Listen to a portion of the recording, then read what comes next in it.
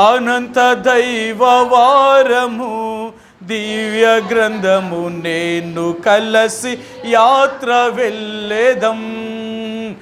ఎంత అద్భుత దానము అనంత దైవవారము దివ్య గ్రంథము నేను కలసి యాత్ర వెళ్ళేదం.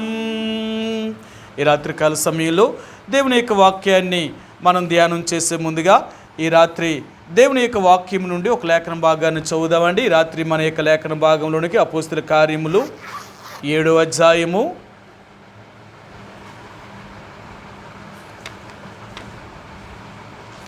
మన యొక్క బైబిల్ పట్టణంలోనికి వెళ్దామండి. అపోస్తల కార్యములు 7వ అధ్యాయము, అపోస్తల కార్యములు 7వ అధ్యాయము 10వ వచనాన్ని మనందరం కలిసి ఒక్క మాటలా చదువుదామండి. అపోస్తల కార్యములు 7వ అధ్యాయము, అపోస్తల కార్యములు 7వ అధ్యాయము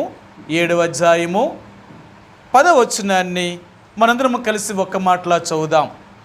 చదవగలిగిన వారు నాతో కూడా కలిసి చదవడానికి ప్రయత్నం చేయండి. దయను జ్ఞానమును ఐగుప్తు రాజైన ఫరో ఎదుట అతనికి అనుగ్రహించినందున ఫరో ఐగుప్తునకును తన ఇంటి వారికి అందరికీ అతనిని అధిపతిగా నియమించెను. రాత్రికాల సమయంలో చదువుబడిన లేఖన భాగాన్ని దేవుడు దీవించునుగాక. ఎందుకంటే ఇప్పటికే మనం ఎన్నో విషయాలు స్తెఫను దేవుని యొక్క ప్రజల కొరకు, అంటే అక్కడున్న వారికి దేవుని వాక్యాన్ని బోధిస్తూ ఆయన ఏది నిజమైనది అనే విషయాల్ని ఆనాడు సమాజంలో ఉన్న పెద్దలైన వారికి, నాయకులైన వారికి, శాస్త్రులు, పరిసయ్యులైన వారు, లేకపోతే ప్రధాన యాజకులు, వీళ్ళందరూ ఒక సభగా ఉన్నారు కాబట్టి వారికి దేవుని యొక్క వాక్యాన్ని ఆయన తెలియచేస్తూ వస్తున్నాడు అన్నమాట. అంటే వాళ్ళకి తెలియదా? తెలుసు వారికి. ఎందుకంటే వారేమీ తెలియలేని వారు ఏమీ కాదు. కానీ వారు చేసింది ఏంటంటే దేవుని యొక్క జ్ఞానమును వారు మరుగు చేసి దేవుని యొక్క జ్ఞానానుసారమైన వాక్యాన్ని బోధించకుండా ఈ లోకంలో మనుషులకు ఇంపైన వాక్యాన్ని బోధించడం మొదలుపెట్టారు. ఎందుకంటే అపోస్తలుడైన పౌలు కూడా ఏ మాటను జ్ఞాపకం చేశారో మీకు చూపిస్తాను. కొలస్సీలకు రాసిన పత్రిక అపోస్తలుడైన పౌలు ఆయన ఏమని జ్ఞాపకం చేశారో మీకు చూపిస్తాను.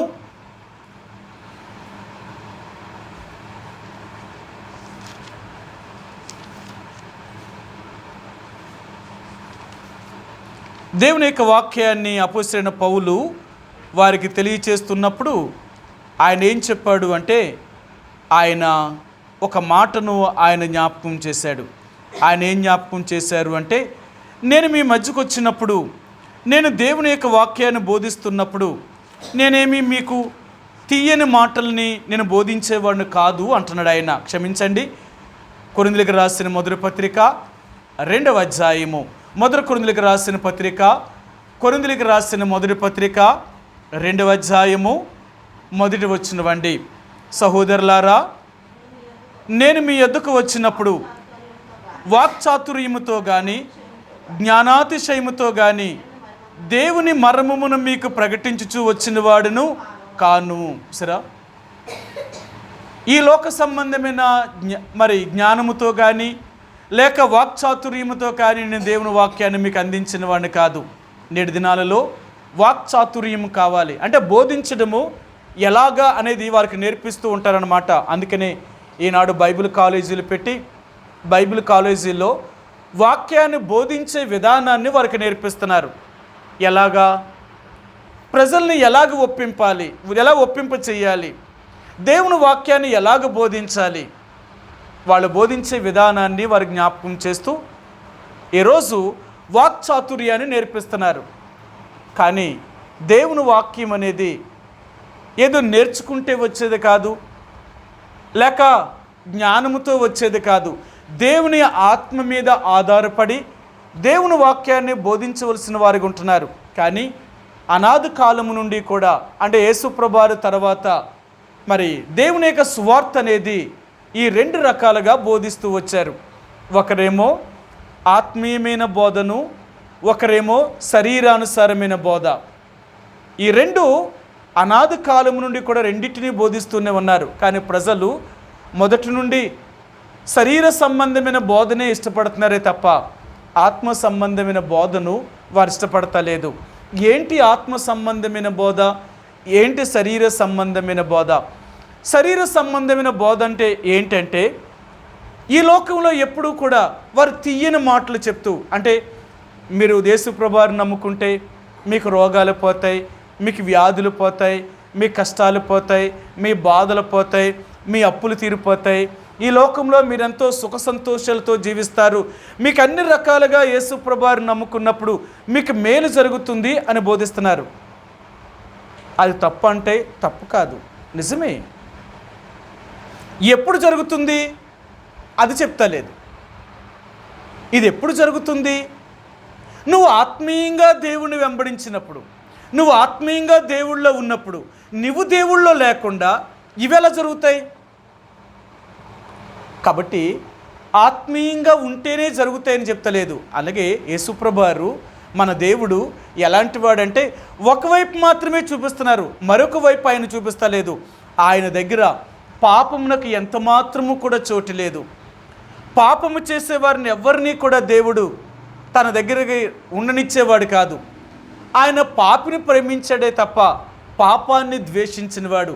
పాపాన్ని మనలో పెట్టుకొని మనం దేవుణ్ణి సేవించాలి అనుకుంటే దేవుడు మనల్ని ఎప్పటికీ ఆయన తనలోనికి చేర్చుకోలేడు. మనం పాపాన్ని విడిచిపెట్టి ఆయన వెంబడించాలనుకున్నప్పుడే దేవుడు మనల్ని ఆశీర్వదించగలడు, దీవించగలడు. కానీ పాపాన్ని ప్రేమిస్తూ దేవుని వెంబడించాలి అనుకుంటే ఆయన ఎప్పటికీ ఆయన ద్వారా మనం ఆశీర్వాదాన్ని పొందలేం. కాబట్టి ఈ రాత్రికాల సమయంలో దేవుడు మనకు నేర్పించాలనుకునేది ఏంటి అంటే, దేవుని యొక్క వాక్యము అనేది ఆత్మీయమైనది. ఈ ఆత్మీయమైన వాక్యాన్ని ఎవరైతే వింటూ ఉంటారో, చదువుతూ ఉంటారో, వీళ్ళు ఆత్మీయంగా బలపడుతూ ఉంటారన్నమాట. ఆత్మీయంగా బలపడుతూ ఉంటారు. కాబట్టి దేవుని యొక్క ప్రజలుగా నీవు నేను కూడా ఎంత దేవుని వాక్యాన్ని చదువుతూ ఉంటామో, ఎంత దేవుని వాక్యాన్ని వింటూ ఉంటామో, ఆ వాక్యము మనలను పాపము లేనివారుగా పరిశుద్ధులుగా చేయగలుగుతుంది. రోజు రోజుకి పాపము నుండి దూరముగా తీసుకెళ్తూ ఉంటుంది దేవుని వాక్యం. మనం దేవుని వాక్యాన్ని చదవకపోయినా, దేవుని వాక్యాన్ని వినకపోయినా మనకు వచ్చే నష్టం ఏంటో తెలుసా? పాపానికి దగ్గరికి వెళ్ళిపోతామన్నమాట. పాపములోను పడిపోవడానికి ఎన్నో అవకాశాలు ఉంటాయన్నమాట. కాబట్టి చాలామంది క్రైస్తవులుగా దేవునికి ప్రజలుగా చేయబడుతున్న వారు దేవుని వాక్యాన్ని వినకపోవడం వల్ల, చదవకపోవడం వల్ల వారు పాపములోనే జీవిస్తూ, పాపములోనే బ్రతుకుతూ ఏదో దేవుని నమ్ముకున్నాం, దేవుని సేవిస్తామని చెప్పుకుంటున్నారు. కానీ అలాంటి వారు ఎప్పటికీ కూడా ఆత్మ సంబంధమైన ఆశీర్వాదాన్ని, ఆత్మ సంబంధమైన అభివృద్ధిని వారు పొందలేరండి. కాబట్టి రాత్రికాల సమయంలో దేవుని యొక్క ప్రజలుగా మనం ఏ బోధన వింటున్నాం? ఆత్మానుసారంగా అయిన బోధ, లేక శరీర సంబంధమైన బోధన వింటున్నామా? మనం ఎలాగ నడుస్తున్నాం? ఆత్మీయంగా దేవుళ్ళలో నడుస్తున్నామా, లేక శరీరాన్ని ఆస్వాదము చేసుకుని జీవిస్తున్నామా? మనం పరీక్ష చేసుకోవలసిన వారు ఉంటున్నాం. కాబట్టి రాత్రికాల సమయంలో గత వారం మీకు జ్ఞాపకం చేశాను. స్తెఫను ఆనాడు యోసేపు గురించి చెప్తున్నప్పుడు యోసేపుకి దేవుడు దయ కలిగేలాగా చేశాడట. ఒకప్పుడు ఆయన మీద దేవుడు దయా కనికరమేమీ కలక్కున్నట్లుగా చేశాడు. తన అన్నలే తన కొడుతున్నప్పుడు, తన గోతులో పారేసినప్పుడు, యోసేపుని అమ్మివేసినప్పుడు ఆ అన్నలకి అతని మీద దయ పుట్టేలాగా చేయలేదు. మీకు ఎన్నోసార్లు చెప్పాను, దేవుడు మన మీద దయ ఉంచితేనే తప్ప మనకి ఏ సహాయము కలగదు. ఎవరైనా మనకు సహాయం చేయాలన్నా, ఎవరైనా మనకి ఇవ్వాలన్నా, మనల్ని ఆదుకోవాలన్నా, మన అన్ని రకాలుగా భూమి మీద మనకు సహాయం కలగాలి అంటే దేవుడు మాత్రమే మనల్ని కరుణించాలి. ఆ దేవుడి యొక్క అనుగ్రహంలోనికి మనం వస్తే ఈ లోకములో మనము దేవుని దయను మనం పొందగలుగుతామండి. మీ అందరికీ తెలుసు కదా, యేసు మనుషుల దయందును దేవుని దయందును వర్ధిల్లుచూ ఉండెను. యేసుప్రభువారు ఈ భూమి మీద ఉన్నప్పుడు కూడా మానవుల యొక్క దయ, దేవుని యొక్క దయ, ఈ రెండూ వారికి ఉన్నాయి. ఈ రాత్రి దేవుడు అంటున్నాడు, మనం దేవుని యొక్క దయను సంపాదించుకోగలిగితే ఆటోమేటిక్గా మనుషుల దయ మనకు వచ్చేస్తుంది అన్నమాట. కారణం ఏంటో తెలుసా? దేవుడు మన యందు ఉంటే మన మీద దయ కలిగేలాగా దేవుడే ఒప్పింపచేస్తాడు. గత వారం మీకు చెప్పాను, బైబిల్లో ఎవరెవరి మీద అలాంటి దయ, అలాంటి కనికరము దేవుడు చూపించాడో, అలాంటి వారికి దేవుడు ఎలాంటి సహాయాన్ని చేశాడో మీకు చూపించాను. యోసేపుకి రెండవదిగా దేవుడు ఫరో ఎదుట అతనికి ఇంకొకటి అనుగ్రహించాడు. సరే మీకు చూపిస్తాను. అపొస్తలుల కార్యములు 7వ అధ్యాయము 10వ వచనమండి. అపొస్తలుల కార్యములు 10వ అధ్యాయము, క్షమించండి, 7వ అధ్యాయము 10వ వచనమండి. దయను జ్ఞానమును, సరే దేవుడు రెండవదిగా యోసేపునకు జ్ఞానమును కూడా కలిగించాడు. జ్ఞానము అనేది అది దేవుడు అనుగ్రహిస్తే కలిగేదే తప్ప ఇహలోక సంబంధము లాంటి జ్ఞానము కాదు. మీకు బైబిల్ గ్రంథంలో అంటాడు, జ్ఞానము కలగాలి అంటే అధికమైన పుస్తకాలు ఎవరైతే ఎక్కువగా చదువుతూ ఉంటారో వాళ్ళకి జ్ఞానం కలుగుతూ ఉంటుందట. ఎందుకంటే అనేక మంది ఆయా రకాలైన పుస్తకాలను వారు రాశారు, వాళ్ళకున్న జ్ఞానాన్ని బట్టి వారు రాశారు. కాబట్టి పుస్తకములు అధికముగా చదవడం వల్ల ఈ లోకములో మనిషికి జ్ఞానం పెరుగుతుందండి, జ్ఞానం పెరుగుతుంది. అది ఏ జ్ఞానము అంటే ఇహలోక సంబంధమైన జ్ఞానం. ఈ జ్ఞానము మనల్ని ఏమీ దేవుని యొక్క రాజ్యములోనికి తీసుకువెళ్ళదు. ఈ జ్ఞానం ఏం చేయగలుగుతుందంటే భూమి మీద మనం బ్రతకడానికి, అంటే తినడానికి తిండి, కట్టుకోవడానికి బట్ట, ఉండడానికి నివాసము కలిగి ఉండడం కొరకే సంపాదించుకోవడానికి ఈ జ్ఞానం ఆధారపడుతుంది. ఇహలోక సంబంధమైన జ్ఞానము దేనికి ఉపయోగపడుతుందంటే భూమి మీద బ్రతకడం కొరకు, సంపాదించుకోవడం కొరకు ఇది ఉపయోగపడుతుంది. ఇది ఇక్కడ కొరకు మాత్రమే. కానీ మనం చనిపోతే ఈ జ్ఞానము మనతో కూడా మట్టిలోకి వెళ్ళిపోతుంది. మన జ్ఞానమేమీ మనతో రాదు. సరే మీకు ఆ మాట చూపిస్తాను. కీర్తన గ్రంథము 49వ అధ్యాయము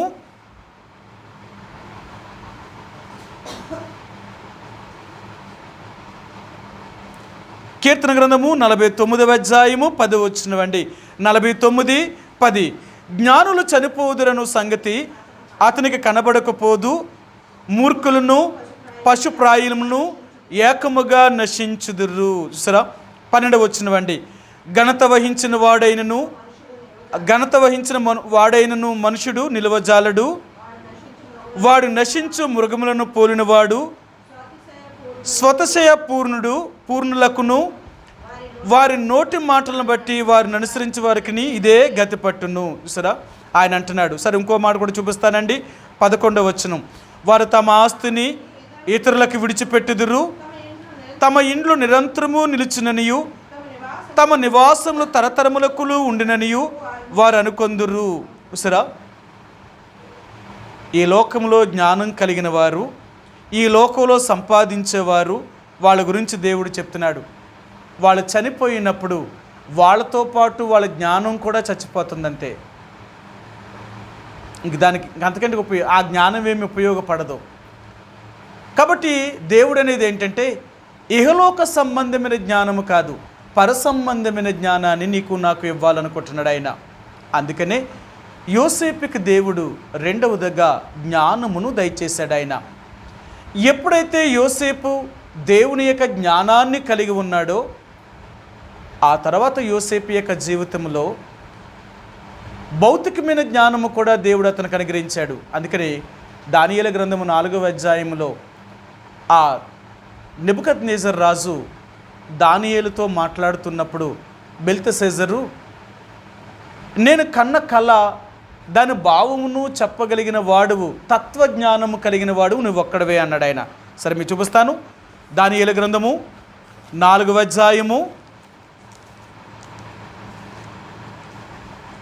18వ వచనమండి. దానియేలు గ్రంథము 4వ అధ్యాయము 18వ వచనమండి. బెల్తెషాజరు, నెబుకద్నెజరును నాకు కలిగిన దర్శనము ఇదే, నీవు తప్ప నా రాజ్యములో మరి ఏ జ్ఞానియు దాని భావమును నాకు చెప్పనేరడు.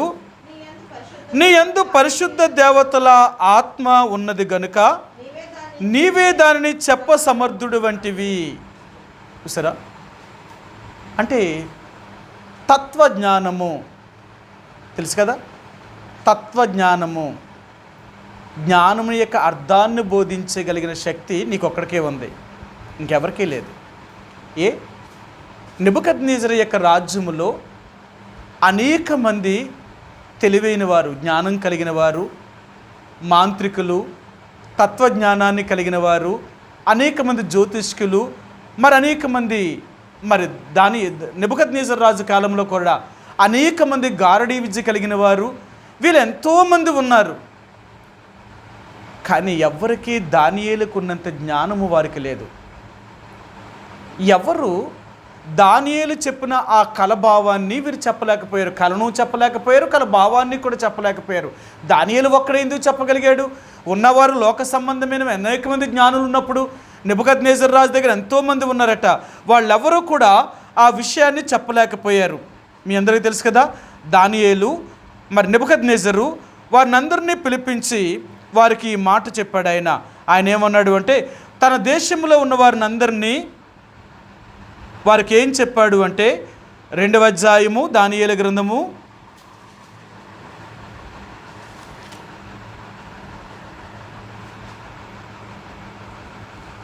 2వ వచనం.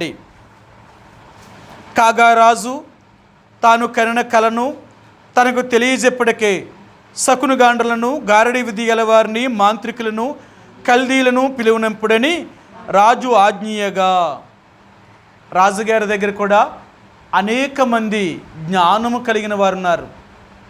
వాళ్ళందరినీ పిలిచాడు, వారికి చెప్పాడు, నాకు కల వచ్చింది, ఆ కళ నేను మర్చిపోయాను, దాని విషయంలో నేను చాలా కలత చెందుతున్నాను, ఆ కళను మీరు చెప్పండి, ఆ కలభావాన్ని కూడా నాకు తెలియచేయండి అని వారికి చెప్పినప్పుడు వారు అన్నారు, రాజా, కళ మీరు చెప్తే దాని భావాన్ని చెప్పగలం, కళ మీరు మర్చిపోయాను అంటున్నారు, మీకు ఏం కళ వచ్చిందో మాకేం తెలుసు, కాబట్టి మాకు తెలియదు, కాబట్టి మరి ఆ కళను మేము చెప్పలేము, దాని భావం మాకు తెలియదు.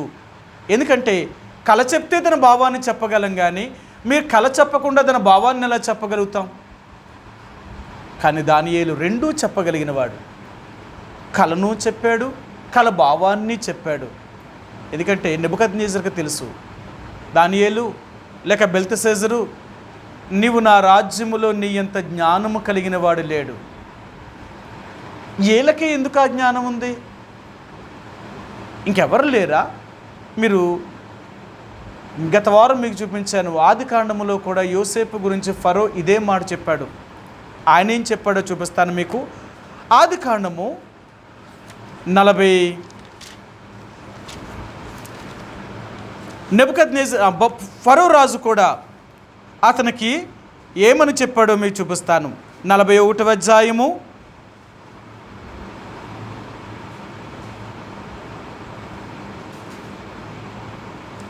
37, 38 వచనాలండి. ఆ మాట ఫరో దృష్టికి, అతని సమస్త సేవకుల దృష్టికి యుక్తమై ఉండెను గనుక అతడు తన సేవకులను చూచి, ఇతని వలె దేవుని ఆత్మను గల మనుషుణ్ణి కనుగొనగలమని అనెను. మరియు ఫరో, దేవుడు ఇదంతయు నీకు తెలియపరిచిన గనుక నీవేలే వివేక జ్ఞానములు గలవారెవరును ఐగుప్తు దేశములో కూడా నీ వంటి వివేక జ్ఞానము కలిగిన మనుషులు ఎవరు లేరు, నువ్వు తప్ప ఇంకెవ్వరూ లేరు. ఏలకే ఎందుకంత జ్ఞానం ఉంది? యోసేపుకి ఐగుప్తు దేశంలోనే ఆయన ఒక్కడే జ్ఞానం కలిగిన వాడా? ఐగుప్తు దేశంలో యోసేపు వంటి మనుషుడే లేడా? అసలు జ్ఞానం ఎక్కడది? ఇంతటి జ్ఞానం వీళ్ళకి ఎలాగొచ్చింది? అవునా? ఇది మనకు తెలియాలా? అసలు వీళ్ళకి ఇంత జ్ఞానము ఎందుకు వచ్చింది, ఎక్కడి నుంచి వచ్చింది, ఎలాగ వచ్చింది? ఇది మనం తెలుసుకోగలిగితే మనము కూడా జ్ఞానాత్మ పూర్ణులుగా చేయబడతామన్నమాట. అలాంటి జ్ఞానాత్మ పూర్ణుడిగా చేయబడాలి అంటే మనం దేవుని యొక్క మాటను తప్పక అనుసరించేవారుగా ఉండాలి. సరే, మీకు చూపిస్తాను. ద్వితీయోపదేశకాండము 4వ అధ్యాయము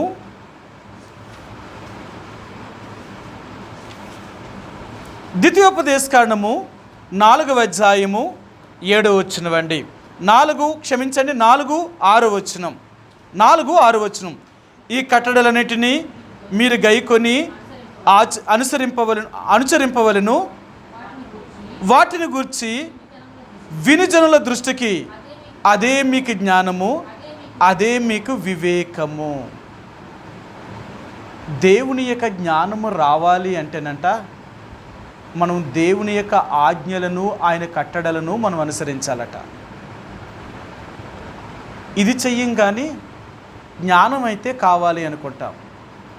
ఈరోజు అంటున్నాడు, నేను నీకు జ్ఞానాన్ని ఇవ్వాలి అంటే ఆ జ్ఞానము నీకు ఎలా కలుగుతుందో తెలుసా? నా యందు భయభక్తులు కలిగి ఉండాలి. మీ అందరికీ తెలుసు కదా, యెహోవా యందుల భయభక్తులు కలిగి ఉండటే జ్ఞానమునకు మూలము. ఈ యూదులైన వారికి, ఇశ్రాయేలు ప్రజలకి ఇంత జ్ఞానము వీళ్ళకి ఎక్కడిది? ఈనాడు మనకు తెలుసు కదా, ఇప్పటికీ కూడా ఇజ్రాయేల్ దేశం గురించి యావత్ ప్రపంచం అంతటా చెప్పుకుంటున్నారు. వాళ్ళకున్నంత జ్ఞానము ప్రపంచంలో ఎవ్వరికీ అంత జ్ఞానము లేదు.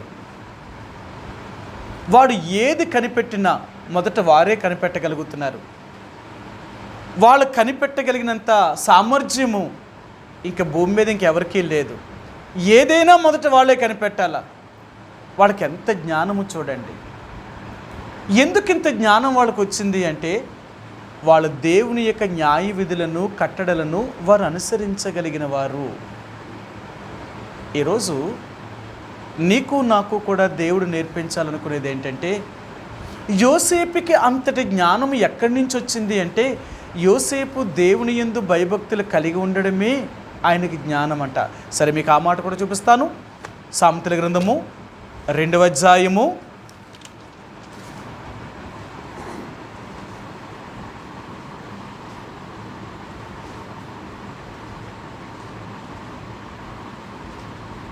6 వచనమండి.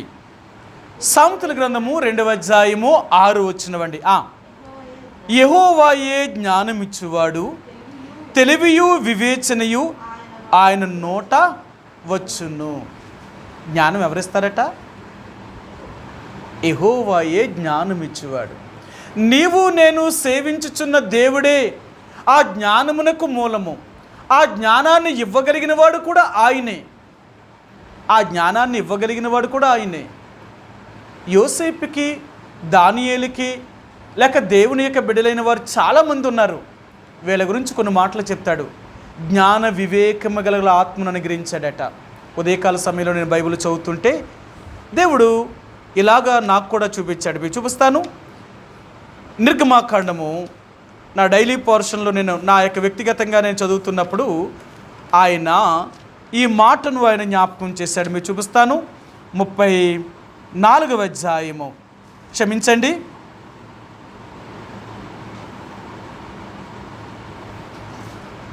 35వ అధ్యాయము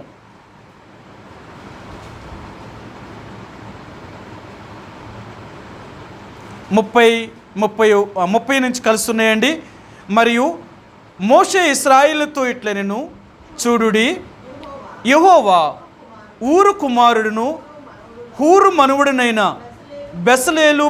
బెసలేలును పేరు పెట్టి పిలిచి విచిత్రమైన పనులను కల్పించుటకును, బంగారముతోనూ వెండితోనూ ఇత్తడితోనూ పనిచేయుటకును, రత్నములను సానబెట్టి పొదుగుటకును, చెక్కుటకును, విచిత్రమైన పనులన్నిటినీ చేయుటకును వారికి ప్రజ్ఞ వివేక జ్ఞానములు కలిగినట్లు దేవుని ఆత్మతో వానిని నింపి ఉన్నాడు.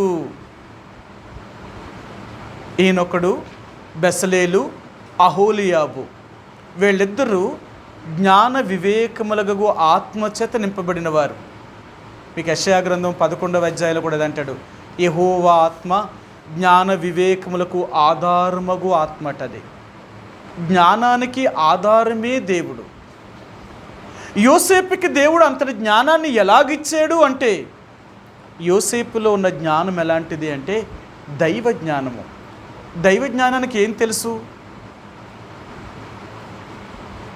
దైవ జ్ఞానానికి ఏం తెలుసు? జ్ఞాని అనేవాడు ఏం చేస్తాడు? జ్ఞాని అంటే ఎవరు సిస్టర్ గారు? జరగబోయేదాన్ని తెలుసుకునేవాడు జ్ఞాని. మీ అందరికీ తెలుసు కదా, ఆ జ్ఞానులు తూర్పు దేశం నుండి వెతుకుతూ యేసుప్రభు దగ్గరికి వచ్చారట. వాళ్ళ నక్షత్రము చూడగానే వాళ్ళకి ఏమర్థమైంది? చెప్పారు వాళ్ళు, ఏ లోకానికి రాబోతున్న మెస్సయ్య లేక దేవుడు భూమి మీదకి వచ్చాడు అని వాళ్ళకి అర్థమైంది. లేఖనాలను పరిశీలించేవారు జ్ఞానులు. జరగబోయే వాటిని ముందుగానే తెలుసుకునేవారు వాళ్ళే జ్ఞానులు. కాబట్టి ఈరోజు దేవుడు అంటున్నాడు, దేవుని యొక్క ఆత్మ కలిగిన వారందరికీ కూడా ఇలాంటి శక్తి ఉంటుందట. మన దేవుడు ఎలాంటి వాడంటే భూత వర్తమాన భవిష్యత్ కాలములను తెలిసినవాడు. అంటే జరిగినది తెలుసు, జరుగుతున్నది తెలుసు, జరగబోయేది కూడా తెలుసు. దేవుడు ఎంత గొప్పవాడు అంటే ఏం జరగబోతుందో ముందే చెప్పగలిగిన వాడు దేవుడు. నువ్వు నిజంగా దేవుని కలిగి ఉంటే,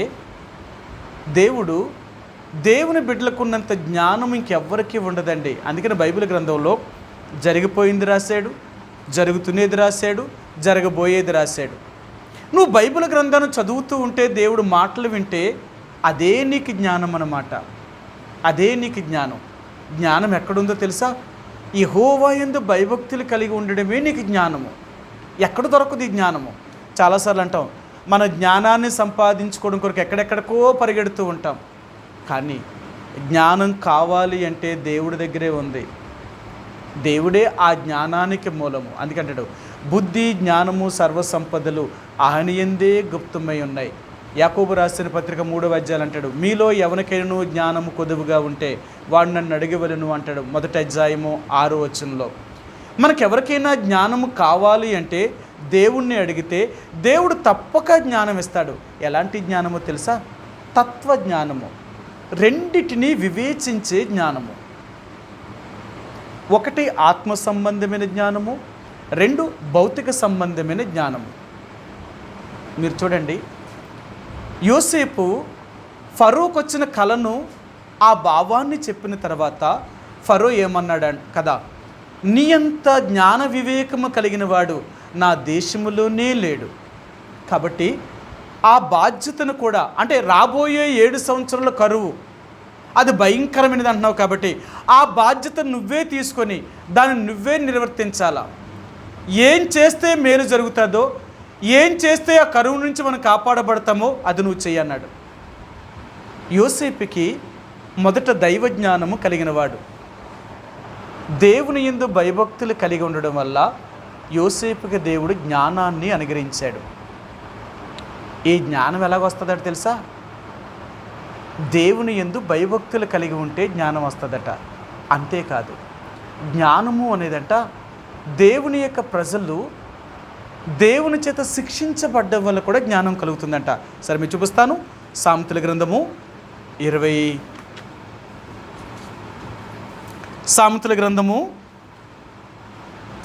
దేవుని యొక్క ప్రజలుగా మనము ఎప్పుడైతే దేవుడి యొక్క మాట వింటామో అప్పుడు దేవుడు మనకిచ్చే జ్ఞానం ఏంటో మీకు చూపిస్తాను. సామెతల గ్రంథము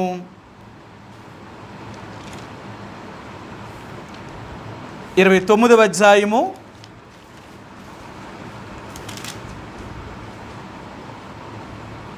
15వ వచనమండి. 29:15 బెత్తమును గద్దింపును జ్ఞానమును కలిగించును. సరే, కలగజేయును. యెహోవా యందు భయభక్తులు కలిగి ఉండడం అట ఒకటి జ్ఞానము. రెండవదంట బెత్తమును గద్దింపునకు లోబడేవారట వారి జ్ఞానం వారికి తెలియచేయగలుగుతుందట. అందుకన్నాడు ఆయన ఏమంటే బెత్తమును గద్దింపును జ్ఞానమును కలగచేయును. ఈ 2 చూడండి, మన పిల్లలకి మనం కొట్టి తిట్టి వాళ్ళని ఎందుకు బుద్ధి చెప్తూ ఉంటామంటే వాళ్ళకి జ్ఞానం రావాలి అంటే మనం కొట్టాలా, వాళ్ళకి బుద్ధి చెప్పాలా. అందుకంటాడు, ఎవరైతే తన పిల్లలను కొట్టి ఎవరైతే తన పిల్లల్ని శిక్షించగలుగుతారో ఆ పిల్లలట దుర్బీజులు ఎవరట? దుర్బీజులు కారట. వారందరూ కుమారులుగా కుమార్తెలుగా చేయబడతారు. మీ అందరూ తెలుసు కదా, ఎబ్రిలకు రాసిన పత్రిక 12వ అధ్యాయంలో శిక్షలో పాలు పొందిన ప్రతి ఒక్కడు కూడా కుమారుడే కానీ దుర్బీజుడు కాడు. దేవుడు నీకు విధించే లేక దేవుడి యొక్క శిక్షలో నువ్వు పాలు పంచుకోగలుగుతున్నావా? దేవుడు నిన్ను గద్దించినప్పుడు, దేవుడు నిన్ను శిక్షించినప్పుడు దానికి లోబడగలుగుతున్నావా? చాలాసార్లు అంటాం, దేవుడు చేస్తే కదండి నేను లోబడ్డానికి, మనుషులు ఎవరు నాకు చెప్పడానికి అంటాం. బైబిల్ గ్రంథంలో అంటాడు, భూమి మీద ఉండి నీకు బుద్ధి చెప్తున్న వారిని నువ్వు నిరాకరిస్తే కనిపించిన దేవుణ్ణి నువ్వు నిరాకరించవా? ఇంతకంటే సులభంగా తృణీకరిస్తావు. సరే, చూపిస్తాను ఆ మాటను. ఎబ్రిలకు రాసిన పత్రిక 10వ అధ్యాయము, ఎబ్రిలకు రాసిన పత్రిక 10వ అధ్యాయములో ఇక్కడ ఆయన ఒక మాటను జ్ఞాపకం చేశాడు. మీరు చూపిస్తాను ఆ మాటను, క్షమించండి. 12వ అధ్యాయం అండి, ఎబ్రిలకు రాసిన పత్రిక 12వ అధ్యాయము 25వ వచనమండి. 12:25 మీకు బుద్ధి చెప్పుచున్న వారిని నిరాకరింపకుండానట్లు చూచుకొనుడి. వారు భూమి మీద నుండి బుద్ధి చెప్పిన వారిని నిరాకరించినప్పుడు తప్పించుకొనకపోయిన ఎడల పరలోకము నుండి బుద్ధి చెప్పుచున్న వానిని విసర్జించు మనము తప్పించుకొనిపోవటం మరి నిశ్చయము కదా. సరే, ఏ తండ్రి అయితే ఏ తల్లి అయితే తన కుమారులకి బెత్తమును గద్దింపును వాడి తన బిడ్డలకు జ్ఞానాన్ని బోధించగలుగుతారో, ఆత్మీయమైన దేవుని యొక్క దైవజనులైన వారు, ఆత్మీయమైన పెద్దలైన వారు కూడా నిన్ను నన్ను గద్దించి శిక్షించి మనకు ఆత్మ సంబంధమైన జ్ఞానాన్ని బోధించేవారు. కాబట్టి భూమి మీద మనం గద్దిస్తున్న వారిని, మనకు బుద్ధి చెప్తున్న వారిని నిరాకరింపకున్నట్లుగా మనం చూసుకోవాలి. అలాగని వారిని నిరాకరిస్తే పరలోకమందున్న దేవుణ్ణి నిరాకరించడం అంతకంటే నిశ్చయం కదా, సులువు కదా. కనిపించే వాళ్ళకే నువ్వు లోబడలేనప్పుడు కనిపించని దేవుడికి నువ్వెలా లోబడుతున్నావు? ఈ రాత్రికాల సమయంలో యోసేపుకి దేవుడు అటువంటి తత్వజ్ఞానాన్ని ఇచ్చాడు. ఆ జ్ఞానాన్ని ఇవ్వడానికి గల మొదటి కారణం ఏంటంటే, యోసేపు దైవభక్తి కలిగినవాడు, యెహోవా యందు భయభక్తులు కలిగినవాడు. అతడు భక్తిని చేస్తున్నాడు, భయాన్ని చేయగలుగుతున్నాడు. భక్తి అనేది కొన్ని ఆచారాలు, అంటే దేవుని మందిరానికి వెళ్ళడం, దేవుని వాక్యాన్ని చదవడం, ప్రార్థన చేయడం, ఇది వాడుక, ఇది అలవర్చుకోవాలి, నేర్చుకుంటాం అన్నమాట. ఇది భక్తి. చాలామంది భక్తి చేస్తారు కానీ దేవుడు అంటే భయం ఉండదు. గుడికొస్తారు, ఆరాధన చేస్తారు, ప్రార్థన చేస్తారు, కానుకలేస్తారు, బైబిల్ చదువుతారు, ప్రార్థన చేయగలుగుతారు, అన్నీ మామూలే. కానీ వీళ్ళు పాపము చేయకుండా మాత్రం ఉండరు. వీళ్ళు పాపం చేయకుండా ఉండరు. మరి ఇది చేస్తున్నారు కదా, మరి అది ఉండదు అంటే భక్తి అయితే ఉంది కానీ భయం అనేది లేదు. భయం లేకపోవడం వల్లే వారు దైవ జ్ఞానాన్ని పొందలేరు. నీకు నిజంగా దైవ జ్ఞానం కావాలి అంటే భయముతో కూడిన భక్తి కూడా ఉండాలా, భక్తితో కూడిన భయం నీకు ఉండాలా. ఒక భక్తి ఉంటే సరిపోదు, భయము కూడా మనకు ఉండాలి. మనం తప్పు చేస్తే దానివల్ల వచ్చే శిక్ష మనం అనుభవిస్తామన్న భయం ఉంటే మనం తప్పు చేయమండి. అర్థమైందా? తప్పు ఎప్పుడు చేస్తాం తెలుసా? భయం లేనప్పుడే తప్పు చేస్తాం. భయం ఉంటే నువ్వు తప్పు చెయ్యు. దేవుడనే భయం ఉంటే తప్పు చేయు. ఎందుకో తెలుసా? దేవుడనే భయం ఎందుకు ఉండాలో తెలుసా? 2 విషయాలు చెప్తాను. ఒకటి, మొదటి కొరింథీయులకు రాసిన పత్రిక 4వ అధ్యాయము, కొరింథీయులకు రాసిన మొదటి పత్రిక 4వ అధ్యాయము దేవుడంటే ఎందుకు భయం ఉండాలో చూపిస్తాను మీకు. 4వ అధ్యాయము 5వ వచనమండి. 4:5 కాబట్టి సమయం రాకమునుపు అనగా ప్రభు వచ్చే వరకు దేనిని గూర్చియు తీర్పు తీర్చకుడి. ఆయన అంధకారమందలి రహస్యములను వెలుగులోనికి తెచ్చి హృదయములలోని ఆలోచనను బయలుపరిచినప్పుడు ప్రతి వానికి తగిన మెప్పు దేవుని వలనే కలుగును. ఎందుకు భయపడాలాడు తెలుసా? దేవుడికి మనం చేసిన అంధకారములో ఉన్న రహస్యమైన కార్యాలన్నిటినీ వెలుగులో తీసుకొస్తాడట. అంటే ఎవ్వరికీ కనబడకుండా మనం చేసిన పాపాలన్నిటినీ దేవుడు ఒకరోజు వెలుగులోనికి తీసుకొచ్చి మనల్ని గద్దిస్తాడట, మనల్ని శిక్షిస్తాడట. ఆ రోజు తప్పించుకోలేం. ఇక్కడ తప్పించుకోవచ్చు, ఎందుకంటే మనం చేసే పాపాలు ఎవరికి కనపడవు కదా. మనం చేసే పాపాలు ఎవరికి కనపడవు. నువ్వెందుకు భయపడాలి తెలుసా దేవుడికి? మనం చేస్తున్న ప్రతి పాపాన్ని, రహస్యమైన ప్రతి పాపాన్ని ఒకరోజు దేవుడు వెలుగులోనికి తీసుకొచ్చేవాడు. అందుకు భయపడు. నువ్వెందుకు భయపడాలి తెలుసా? మనం చేసిన ప్రతి పాపాన్ని దేవుడు ఒకరోజు వెలుగులోనికి తీసుకొస్తాడు. కాబట్టి నేను పాపము చేయకుండా జాగ్రత్తగా ఉండాలి. ఎవరు నన్ను చూడకపోయినా నన్ను దేవుడు చూస్తున్నాడు, కాబట్టి నేను తప్పు చేయను అనే భయం నీకు ఉండాలి. రెండో విషయాన్ని చూపిస్తాను. కొరింథీయులకు రాసిన 2వ పత్రిక 5వ అధ్యాయము. కొరింథీయులకు రాసిన 2వ పత్రిక 5వ అధ్యాయము 10 వచనమండి. 5:10. ఎందుకనగా తాను జరిగించిన క్రియలు చెప్పున అవి మంచివైనను సరే చెడ్డవైనను సరే దేహముతో జరిగించిన వాటి యొక్క ఫలమును ప్రతి వాడును పొందినట్లు మనమందరమును క్రీస్తు న్యాయపీఠం ఎదుట ప్రత్యక్షము కావలెను. శరీరముతో చేసిన ప్రతి పాపానికి ఒకరోజు దేవుడు మనల్ని శిక్షించబోతున్నాడు. అందుకే నీకు భయం. ప్రభువా, ఆ తీర్పులో నుండి నేను తప్పించబడాలి, ఆ తీర్పులోకి రాకుండా నేను జీవంలోనికి వెళ్ళాలి అంటే నేను పాపము చేయకున్నట్లుగా నన్ను కాపాడు. ప్రతిరోజు నీవు నేను ఎంతో భయముతో మనం భక్తితో జీవించవలసిన వారు. ప్రతిరోజు ఉండాలి ఆ భయం. ప్రతిరోజు మనం ఎంత భయముతో భక్తితో దేవుని సేవించగలుగుతామో వారు మాత్రమే దేవుని యొక్క రాజ్యములోనికి ప్రవేశించగలుగుతారు. అలాగ లేకపోతే వీరు దేవుని యొక్క రాజ్యములోనికి ప్రవేశించలేరు. ప్రియ సహోదరి సోడా, యోసేపుకి దేవుడు అలాంటి తత్వజ్ఞానాన్ని, అలాంటి జ్ఞాన వివేకం గల ఆత్మను ఎందుకు దేవుడు అనుగ్రహించాడు యోసేపుకి? ఇంకెవరికీ లేదా?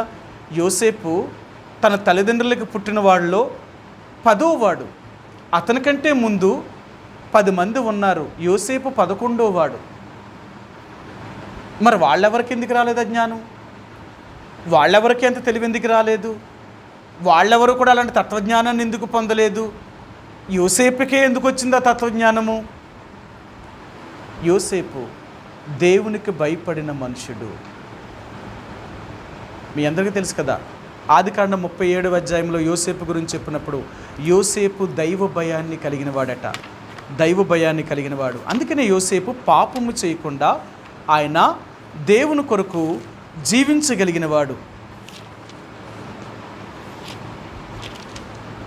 క్షమించండి, 39వ అధ్యాయము.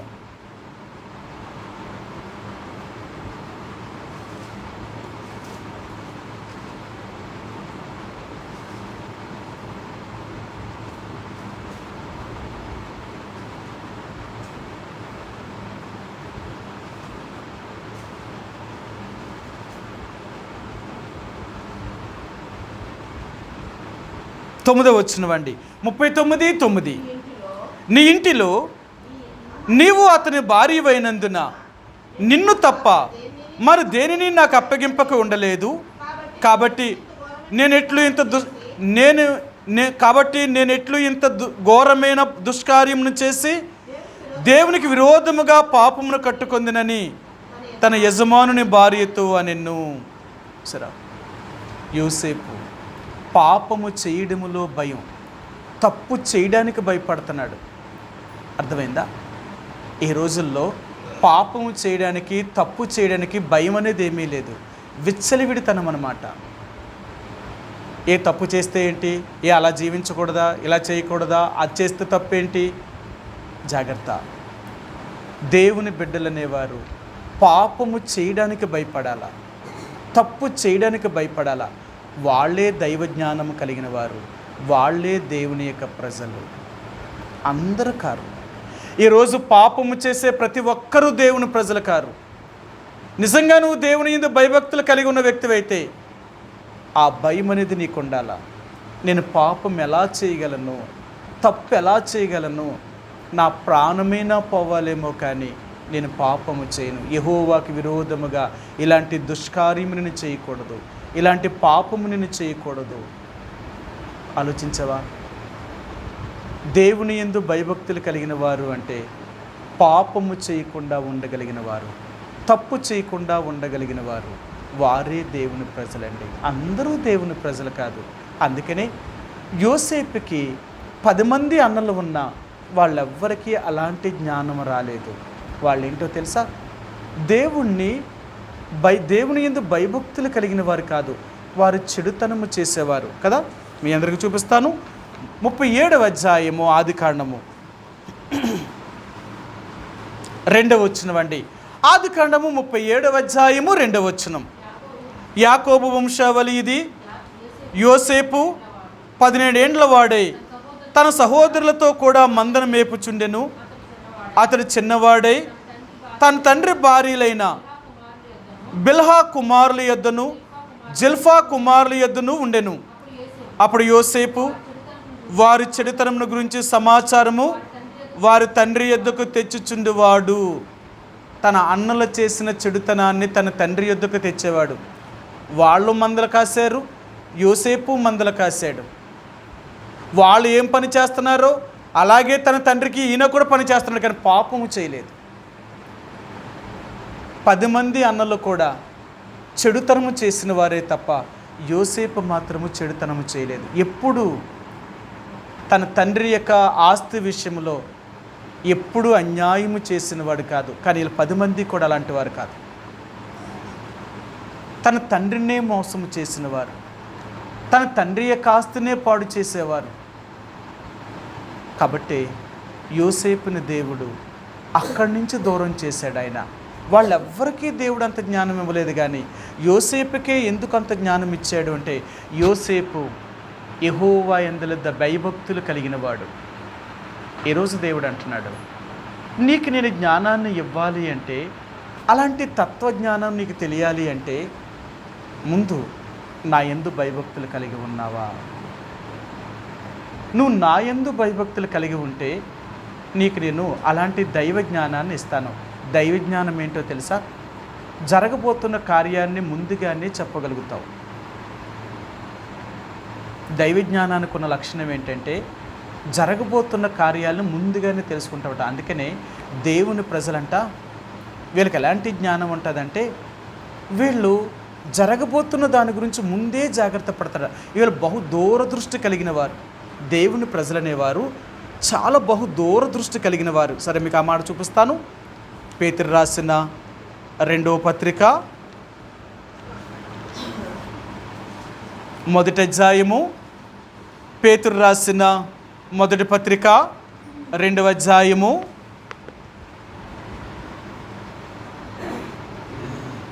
10-11 వచనాలండి. 10-11 వచనాలు. ఒకప్పుడు పేతురు రాసిన 2వ పత్రిక 1వ అధ్యాయము 10-11 వచనాలండి. 10-11 వచనాలు. అందువలన సహోదరులారా, మీ పిలుపును ఏర్పాటును నిశ్చయము చేసుకుంటకు మరు జాగ్రత్త పడుడి. మీరిట్టి క్రియలు చేయవారైతే ఎప్పుడునూ తొట్టిల్లరు. అలాగున మన ప్రభువును రక్షకుడునైనా యేసుక్రీస్తు యొక్క నిత్య రాజ్యంలో ప్రవేశం మీకు సమృద్ధిగా దొరుకును. మరొక మాట అండి, 9వ వచనం చూడండి. 9వ వచనం అండి. ఇవి ఎవనికి లేకపోవునో వాడు తన పూర్వపు పాపం విషయమే శుద్ధి కలిగిన సంగతిని మర్చిపోయి గుడ్డివాడును దూరదృష్టి లేనివాడును అగును. చూసారా, వీళ్ళకట దూరదృష్టి ఉండదట. దూరదృష్టి ఉండదట. ఎవరికి? దేవుని యందు భయభక్తులు లేని వారికి దూరదృష్టి ఉండదట. వీళ్ళ దృష్టి అంతా దగ్గరగానే కనపడతాయి అన్నమాట. అర్థమైందా? అంటే జరుగుతున్న వాటిని చూడగలుగుతారే తప్ప జరగబోయే దాన్ని గుర్తించలేరు. అందుకనే దేవుని బిడ్డలు జరగబోతున్న కార్యం ఏంటో వీళ్ళకి తెలుసు కాబట్టి అందుకే జాగ్రత్త పడుతున్నారు. జరగబోయేది ఏంటో తెలుసా? ఈ లోకమంతా నాశనమైపోతుంది, భూమి మీద ఉన్న సమస్తము కాలిపోబోతుంది, ఇంకేమీ ఉండదు ఈ భూమి మీద. ఇది ఏది ఉండదు కాబట్టి వీళ్ళు ముందు జాగ్రత్త పడుతున్నారన్నమాట. దేని కొరకు జాగ్రత్త పడుతున్నారు తెలుసా? ఒకవేళ అది జరగక ముందైనా, లేకపోతే నా ప్రాణం పోయే ముందైనా నేను దేవుని యందు భయభక్తులు కలిగి నమ్మకముగా ఆయన సేవించి నేను ఈ లోకాన్ని విడిచిపెట్టాలి. అర్థమైందా? వీళ్ళే దైవ జ్ఞానము కలిగిన వారు. ఈ జ్ఞానము కలిగిన వారందరూ కూడా లోక సంబంధమైన, ప్రకృతి సంబంధమైన జ్ఞానం కాదు, కానీ ఇది ఆత్మ సంబంధమైన జ్ఞానం కలిగిన వారు. అందుకనే వీళ్ళట మనోనేత్రము అనేది వీళ్ళకు ఉంటుందట. ఈ జ్ఞాని అనేవాడికట తలలో ఉంటాయట నేత్రాలు. జ్ఞానం కలిగిన ప్రతి ఒక్కడు కూడా వాడి తలలో నేత్రాలు ఉంటాయట. ఆ నేత్రంతోటే చూసి చెప్తాడట, భవిష్యత్తు చూసి చెప్తాడట. చాలామంది చూడండి, ఈ లోకల్ ఉన్నవారు ఈ జ్యోతిష్కుల దగ్గరికి వెళ్తూ ఉంటారు. జ్యోతిష్కుల దగ్గరికి ఎందుకు వెళ్తారు? ఏం జరుగుతుందో తెలుసుకోవడానికి వెళ్తారు. వాళ్ళకి ఏం తెలుసు అంటారు తెలుసా? వాళ్ళు అంటే వాళ్ళు చెప్తారు. మీరు జ్యోతిష్కుల దగ్గరికి వెళ్ళినా, పంచాంగం చూసే వాళ్ళ దగ్గరికి వెళ్ళినా, మాచర్య చెప్పేవారి దగ్గరికి వెళ్ళినా, వీళ్ళందరూనంట నీకేం జరగబోతుందో చెప్తారట. ఇది నిజమండి, నా మాట కాదు, బైబిల్లో ఉన్న మాటే చూపిస్తాను మీకు. యెషయా గ్రంథము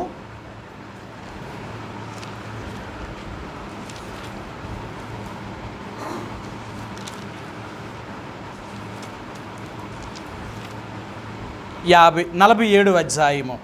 యెషయా గ్రంథము 47వ అధ్యాయము 12 వచ్చినవండి. 47:12. నీవు బాల్యము నుండి నువ్వు ప్రయాసపడి అభ్యసించిన నీ కర్ణ పిశాచ తంత్రములను, నీ విస్తారమైన శకునములను చూపుటకు నిలువుము. ఒకవేళ అవి నీకు ప్రయోజనకరంగా అగునేమో, ఒకవేళ నీవు మనుషులను బెదిరింతివేమో, నీ విస్తారమైన యోచన వలన నీవు అలసి ఉన్నావు. జ్యోతిష్కులు, నక్షత్ర సూచకులు, మాచర్య చెప్పువారు నిలువబడి నీ మీదకి వచ్చినవి రాకుండా నేను తప్పించి రక్షించుదురేమో ఆలోచించుము. వీళ్ళంట నీ జాతకాన్ని, నీ బ్రతుకునంతటినీ లెక్క కట్టి నీ యొక్క గ్రహాలన్నిటినీ చూసి ఇలా జరుగుతుంది, ఇలాగవుతుంది నీకు అని చెప్తారట. వాళ్ళెవరు? ఈ లోక సంబంధమైన జ్ఞానులు. ఏం చెప్తారు? లోక సంబంధంలో జరిగే విషయాలు చెప్తారట. ఈ లోక సంబంధమైన జ్ఞానులు లోక సంబంధంలో ఏం జరుగుతుందో చెప్తారట. అందుకే కదా ఈరోజు మన భయం అంతా తెలుసా? ఈనాడు క్రైస్తవులు కూడా ఆ చోది చెప్పే వాళ్ళ దగ్గరికి, ఆ జ్యోతిష్కుల దగ్గరికి, ఆ యొక్క పంచాంగం చూసే వాళ్ళ దగ్గరికి ఎందుకు వెళ్తున్నారంటే, వాళ్ళ దగ్గరికి వెళ్తే వాళ్ళు ఏదో చెప్తారు, మేము దాని నుంచి మేము తప్పించుకోవాలి. వీళ్ళు పిచ్చి కాకపోతే వీళ్ళు దేవుడిని నమ్మి కూడా ఇంకా వాటి దగ్గరికి వెళ్తున్నారు, అయ్యే నమ్ముతున్నారు అంటే ఎవరైనా నిన్ను కాపాడతారా? అదే అంటున్నాడు. నువ్వు ఎక్కడికి వెళ్ళినా నేను ఏమైతే నీ మీద పంపిస్తున్నానో అవి చెప్తారు, కానీ ఎవడూ తప్పించలేడు. నా దగ్గర నుంచి నేను ఎవడు తప్పించగలడు? నేను పంపించబోయే కీడి నుండి నువ్వు ఎక్కడ తప్పించుకోగలుగుతావు? తప్పించుకోవాలి అంటే ఒకటి కారణం, నువ్వు మన నా దగ్గరికే రావాలా. నా దగ్గరికి వచ్చి, తండ్రి నా జీవితంలో ఇలాంటి అపాయాలు కలుగుతాయి, ఇలాంటి నష్టాలు కూడా నేను వెళ్ళవలసి ఉంటుందని చెప్తున్నావు, కాబట్టి నన్ను క్షమించు, నేను చేసిన తప్పులు బట్టే నా బ్రతికేలాగుంది, నన్ను కనికరించి నన్ను క్షమించిన ప్రభు దగ్గర ఒప్పుకుంటే దేవుడు తిరిగి వాటన్నిటి నుండి దేవుడిని తప్పించగలడు. ఆయన మాత్రమే తప్పించగలడు, ఇంకెవరూ చేయలేరు. మీ అందరికీ చూపిస్తాను. ఇర్మియా గ్రంథం 18వ అధ్యాయంలో దేవుడు ఇర్మియాతో ఈ మాట అన్నాడు. ఇర్మియా, నేను దేన్ని పడగొట్టాలనుకున్నానో, దేన్ని పెళ్ళగించాలనుకున్నానో దాని అంతటిని గురించి నీకు ఒక మాట చెప్పాలనుకుంటున్నాను అని చెప్పాడు. ఆయన ఏం చెప్పాడో మీరు చూపిస్తాను. ఇర్మియా గ్రంథము 18వ అధ్యాయము 7వ వచనం. దానిని పెళ్ళగింతుననియు, విరగొట్టుదుననియు, నశింపజేయుదుననియు ఏదో ఒక జనమును గూర్చి కానీ రాజ్యమును గురించి కానీ నేను చెప్పి ఉండగా, ఏ జనమును గూర్చి నేను చెప్పితును, ఆ జనము చెడుతనము చేయటం మానిన ఎడల నేను వారికి చేయను ఉద్దేశించిన కీడుని గురించి పశ్చాత్తాపపడుదును. చూసావా, నేను ఎవరినైతే పాడు చేయాలనుకున్నానో వాళ్ళు తిరిగి నా దగ్గరికి వచ్చి పశ్చాత్తాపడి ఏడ్చి వాళ్ళ చెడు మార్గంను విడిచిపెడితే వాళ్ళ గురించి నేను పశ్చాత్తాపడతాను. వాళ్ళకి నేను ఏదైతే చేయాలనుకున్నానో చేయకుండా ఆపేస్తాను. లేదా నా దగ్గరికి రాకుండా వాళ్ళ పాపాన్ని విడిచిపెట్టకుండా మూర్ఖంగా కానీ ప్రవర్తించారా, వాళ్ళకి తగిన శిక్షణ తప్పక వారి మీదకి పంపిస్తాను నేను. అర్థమైందా? అందుకనే ఈ లోక సంబంధమైన జ్ఞానము ఎలాంటి జ్ఞానం అంటే జరగబోతుంది చెప్తారే తప్ప దాని నుండి తప్పించలేరు. యోసేపు చూడండి, జరగబోతున్న దాని గురించి ప్రవచించాడు, దాని గురించి తప్పించుకునే మార్గాన్ని కూడా చెప్పాడు. మీరు దర్యావేషు రాజును లేక నెబుకద్నెజర్ రాజును చూడండి, ఆ కళ భావాన్ని చెప్పాడు, కళను చెప్పాడు, దాని పరిష్కారం కూడా చూపించాడు. రెండూ చెప్పాడు. రాజా, నువ్వు దేవుడు మాట వింటే దేవుడు మరలా తిరిగి తీసుకొచ్చి నీ రాజ్యం మీద నిన్ను కూర్చోబెడతాడు. నువ్వు వినలేదా? పశువు వలె గడ్డి మేస్తూ అడవి జంతువుల మధ్య పడుకొని నీకు దేవుడు నిర్ణయించిన ఆ సంవత్సరం లెక్క పూర్తయ్యేంత వరకు ఆ శిక్షను అనుభవిస్తావు అని చెప్పాడా? కానీ నెబుకద్నెజర్ రాజు ఏం చేశాడు తెలుసా? వినలేదు. 127 దేశాలను జయించాను, ఇంత మహావిశాలమైన ఇంత బబులోను పట్టణాన్ని నేను కట్టాను, ఈ ప్రజల నా మీద తిరుగుబాటు చేసి నా రాజ్యం నుంచి నన్ను తరివేయగలుగుతారా? ఎవరు సాధ్యం అది? నాకున్న సైన్యము, నాకున్న బలము ఎవరికుంది? ఈ ప్రజలను తరమగలరా అనుకున్నాడు. దేవుడు మాట వినలేదు. దేవుడు ఏం చేశారో తెలుసా? కొన్ని సంవత్సరాల తర్వాత ఆ దేశపు ప్రజలే నెబుకద్నెజర్ మీద తిరుగుబాటు చేసి ఆ రాజ్యాన్ని వదిలి పారిపోయేలాగా నెబుకద్నెజర్ని చేశారు. నెబుకద్నెజర్ రాజు తన ప్రాణాన్ని అరిచేతిలో పెట్టుకుని పారిపోయాడు, అడవులోనికి పారిపోయాడు. ఎవ్వరికీ చిక్కని ఆ భయంకరమైన అడవులోకి పారిపోయి 7 సంవత్సరములు ఏ మనిషికి కూడా కనపడలేదు. అడవు జంతువుల మధ్య పడుకున్నాడు, అడవు జంతువు వలె గడ్డి తిన్నాడు. అతని వెంట్రుకలు పక్షి వెంట్రుకల్లాగా, అతని గోరులు పక్షి గోరులలాగా పెరిగిపోయాయి. ఇవన్నీ ఎందుకు జరిగాయో తెలుసా? మాట వినకపోవడం వల్ల.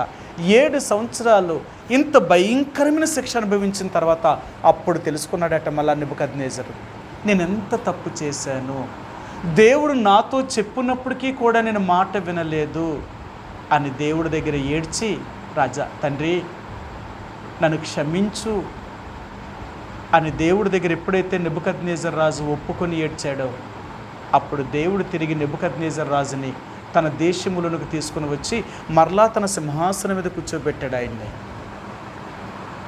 ఈరోజు దేవుడు అంటున్నాడు, నా మాట వినలేదా? నేను ఏమైతే చేయాలనుకున్నది చేయక మానను. నువ్వు నా మాట విన్నావా? నేను ఏదైతే చెయ్యాలి అనుకున్నానో అది చేయకుండా నేను పశ్చాత్తాపడతాను. ముందు నా యందు భయభక్తులు ఉంచు. నువ్వు యోసేపు యొక్క జీవితంలో దేవుని యందు భయభక్తులు కలిగిన వాడు. అందుకనే దేవుడు అతనికి తత్వజ్ఞానాన్ని నేర్పించాడు. అతని జ్ఞానము దైవ జ్ఞానము. సమస్య చూపిస్తాడు, సమస్య పరిష్కారం కూడా దేవుడు చూపిస్తాడు. ఇదే దేవుని యొక్క జ్ఞానము. ఈ లోకంలో ఉన్న జ్ఞానులందరూ ఏం చేస్తారో తెలుసా? జరగబోయేది చెప్తారు, కానీ దాన్ని తప్పించుకునే మార్గం మాత్రం వీళ్ళకి తెలియదు, వీళ్ళు చేయలేరు. వాళ్ళు ఎంత చేసినా దాన్ని ఎవరిని తప్పించలేరు. ఈరోజు దేవుడు అంటున్నాడు, నిజంగా నీకు జ్ఞానం కావాలనుకుంటున్నావా? ఇలాంటి జ్ఞానం కావాలి అంటే ఈ జ్ఞానం దొరికే స్థలం ఎక్కడుందో తెలుసా? ఒకే ఒక చోట ఉందట, అదే దేవుడి దగ్గర. సరే మీకు చూపిస్తాను. యోబు గ్రంథము 28వ అధ్యాయము.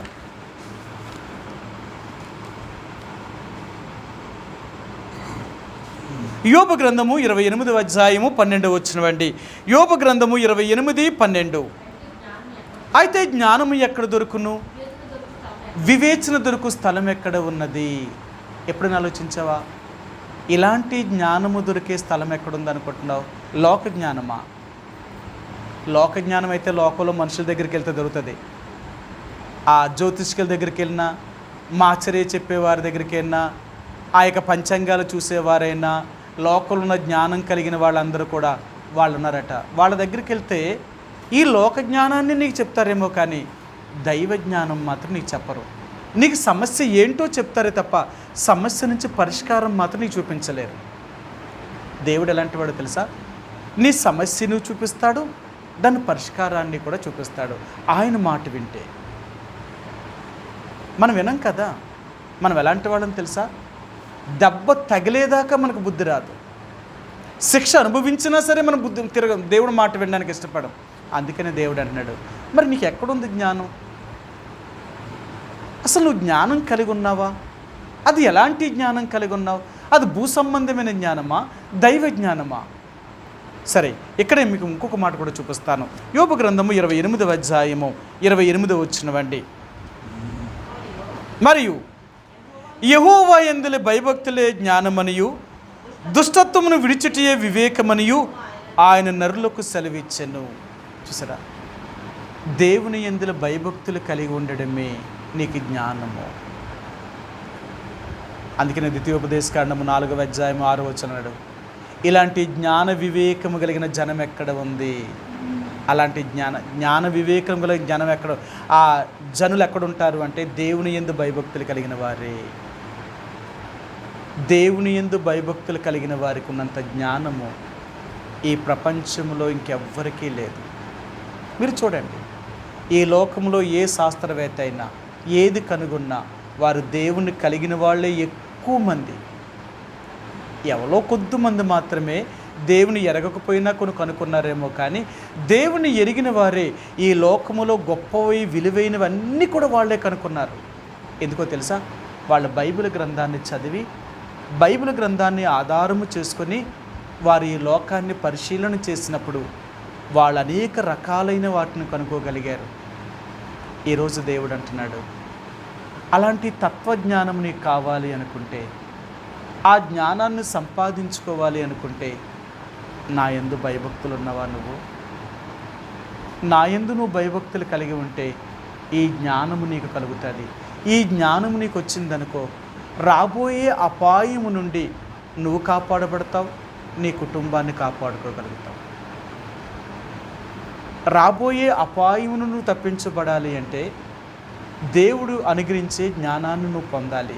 అందుకనే ఆ యొక్క ఫరో యోసేపుతో చెప్పాడు, రాబోయే అంత భయంకరమైన తెగుల నుండి మనం కాపాడబడాలి అంటే ఈ మనుషుడు తప్ప ఇంకా మనల్ని ఎవ్వరూ కాపాడలేరు.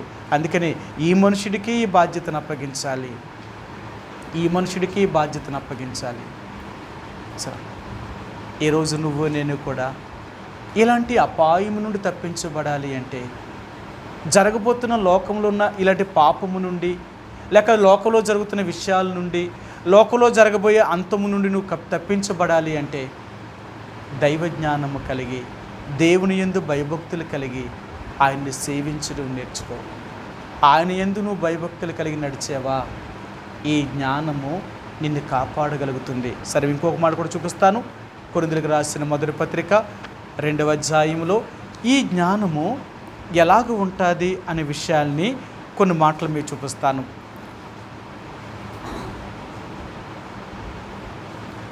కొరింథీయులకు రాసిన మొదటి పత్రిక 2వ అధ్యాయము 4-5 వచనాలు కలిసి ఉన్నాయండి. 4-5 వచనాలు కలిసి ఉన్నాయి. మీ విశ్వాసము మనుషుల జ్ఞానమును ఆధారము చేసుకొనక దేవుని శక్తిని ఆధారము చేసుకొని ఉండవలెనని నేను మాట్లాడినను, సువార్త ప్రకటించినను, జ్ఞానయుక్తమైన తీయని మాటలను వినియోగింపక పరిశుద్ధాత్మయు దేవుని శక్తియు కనపరచు దృష్టాంతములనే వినియోగించితిని. పరిపూర్ణులైన వారి మధ్య జ్ఞానమును బోధించుచున్నాము. అది ఈ లోక జ్ఞానము కాదు, నిరర్ధకులైపోవచ్చున్న ఈ లోకాధికారుల జ్ఞానం వంటి జ్ఞానము కాదు, కానీ దేవుని జ్ఞానము మర్మమైనట్టుగా బోధించుచున్నాము. ఈ జ్ఞానము మరుగై ఉండెను. జగదుత్పత్తికి ముందుగానే దేవుడు మన మహిమ నిమిత్తము నియమించెను. అది లోకాధికారుల్లో ఎవరికి తెలియదు. అది వారికి తెలిసి ఉండిన ఎడల మహిమా స్వరూపియగు ప్రభువును సిలువ వేయకపోయి ఉందురు. సరే, ఈ లోకాధికారులైన జ్ఞానం కలిగిన వారు ఎవరికి కూడా క్రీస్తు యొక్క జ్ఞానం వారికి లేదు. లోకంలో చాలా జ్ఞానవంతులే, లోకంలో చాలా తెలివైన వాళ్ళే, కానీ దైవ జ్ఞానం వారికి లేదు. చాలాసార్లు అనుకుంటాం, ఈ లోకంలో చాలా పదవుల్లో ఉన్నవారు, ఉన్నతమైన స్థానంలో ఉన్నవారు, గొప్ప గొప్ప వారిని చూసి ఎంత జ్ఞానం రా వాళ్ళకి ఎలాంటి జ్ఞానం ఉందిరా, వాళ్ళు ఎలాగయ్యారురా ఇంత జ్ఞానం అనుకుంటాం. అది ఈ లోక సంబంధించిన జ్ఞానం. దేవుడు వాళ్ళకి నిజమైన జ్ఞానాన్ని మరుగు చేశాడు. అందుకే వారు దేవుణ్ణి తెలుసుకోలేకపోయారు. వారు దేవుణ్ణి తెలుసుకోకపోవడం గల కారణం ఏంటో తెలుసా? వాళ్ళ జ్ఞానమే వాళ్ళని చెరిపివేసిందంట. వాళ్ళ దేవుని తెలుసుకోకపోవడానికి గల మొదటి కారణమే అది. అందుకని ఈ రోజున చూడండి, ఎక్కువ జ్ఞానం కలిగిన వారు, సంపాదించుకున్నవారు, ఆస్తిని సంపాదించుకున్న వాళ్ళు ఎవరూ దేవుణ్ణి నమ్మరు. ఎందుకో తెలుసా? దేవుడు వాళ్ళకి మరుగై ఉన్నాడు. ఆ జ్ఞానం వాళ్ళకి ఇవ్వలేదు. దేవుని తెలుసుకోవడమే వాళ్ళకి జ్ఞానం. వాళ్ళ దేవుని తెలియకపోవడమే వారు అజ్ఞానం. లోకంలో ఎంత తెలివైన వాళ్ళైనా సరే వాళ్ళ దేవుని దృష్టిలో వెర్రివారే.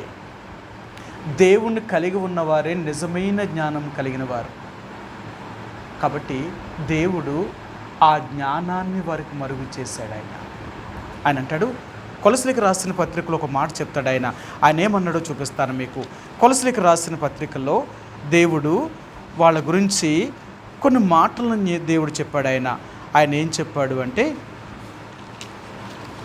ఈ జ్ఞానము దేవుడు వారిని తెలుసుకోకున్నట్లుగా దేవుడు వారికి చేశాడట. అందుకనే వారు దేవుని యొక్క జ్ఞానమును వారు ఎరగలేకపోయారు.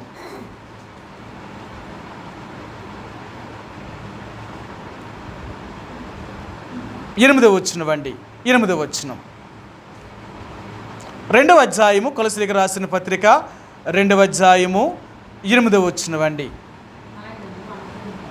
ఆయనను అనుసరింపక మనుషుల పారంపరాచారమును అనగా ఈ లోక సంబంధమైన మూలపాఠములను అనుసరించి మోసకరమైన నిరర్ధక తత్వజ్ఞానము చేత మిమ్మును చెరపట్టుకుని పోవాడు ఎవడైనను ఉండినేమో అని. చూసారా?